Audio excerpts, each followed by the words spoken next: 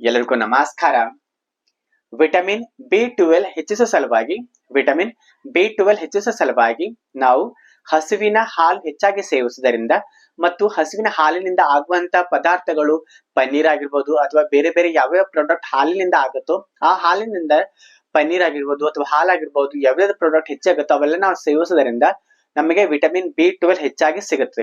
ಮತ್ತು ಹಸಿ ತರಕಾರಿಗಳು ನಮಗೆ ಎಷ್ಟು ಸಾಧ್ಯನಷ್ಟು ಪಾಲಕ್ ಆಗಿರ್ಬೋದು, ಮೆಂತ್ಯ ಆಗಿರ್ಬೋದು ಅಥವಾ ಗ್ಯಾಜರ್ ಆಗಿರ್ಬೋದು, ನಮಗೆ ಕ್ಯಾಬೇಜ್ ಆಗಿರ್ಬೋದು, ಇವೆಲ್ಲ ನಾವು ಹೆಚ್ಚಿಗೆ ಸೇವಿಸುವುದರಿಂದ ಹಸಿ ತರಕಾರಿಗಳು ಏನೇನು ಇರುತ್ತೋ ಅವೆಲ್ಲ ಹೆಚ್ಚಿಗೆ ಸೇವಿಸುವುದರಿಂದ ಇದರಲ್ಲಿ ಬಹಳ ಹೇರಳವಾಗಿ ವಿಟಮಿನ್ ಬಿ12 ಹೆಚ್ಚಾಗಿರುವುದರಿಂದ ನಮಗೆ ವಿಟಮಿನ್ ಬಿ12 ಹೆಚ್ಚಾಗಿ ಸಿಗುತ್ತದೆ.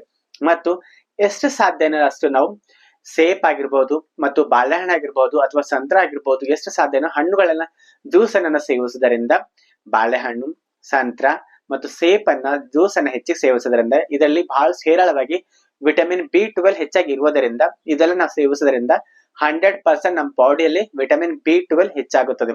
ಮತ್ತು ಇಮ್ಯುನಿಟಿ ಬೂಸ್ಟ್ ಆಗುತ್ತೆ, ರೋಗ ನಿರೋಧಕ ಶಕ್ತಿ ಹೆಚ್ಚಾಗುತ್ತದೆ ಮತ್ತು ನಮಗೆ ಯಾವುದೇ ರೀತಿಯಂತ ನಮಗೆ ವಿಟಮಿನ್ ಬಿ12 ಸಮಸ್ಯೆಯಿಂದ ಬಳಲು ಸಾಧ್ಯವಿಲ್ಲ. ವಿಟಮಿನ್ ಬಿ12 ನ್ಯಾಚುರಲ್ ಆಗಿ ಹೆಚ್ಚಾಗುತ್ತದೆ. ಹಾಗಾಗಿ ಇದಕ್ಕಿಂತ ಮೊದಲು ಹೇಳಿರುವಂತ ನಾವು ಹಾಲು ಮತ್ತು ತರಕಾರಿ ಮತ್ತು ಹಣ್ಣು ಮತ್ತು ಜ್ಯೂಸ್ ಅನ್ನ ಸೇವಿಸುವುದರಿಂದ 100% ನಮ್ಮಲ್ಲಿ ವಿಟಮಿನ್ ಬಿ12 ಇನ್ಕ್ರೀಸ್ ಆಗುತ್ತೆ. ಹಾಗಾಗಿ ಈ ಹೆಲ್ತ್ ಟಿಪ್ಸ್ ನಿಮ್ಗೆ ಇಷ್ಟವಾದಲ್ಲಿ ಇದೇ ರೀತಿ ಮತ್ತಷ್ಟು ಹೆಲ್ತ್ ವಿಡಿಯೋಗಳಿಗಾಗಿ ಲೈಕ್ ಮಾಡಿ ಮತ್ತು ಶೇರ್ ಮಾಡಿ ಮತ್ತು ಕಮೆಂಟ್ ಮಾಡಿ. ಧನ್ಯವಾದಗಳು.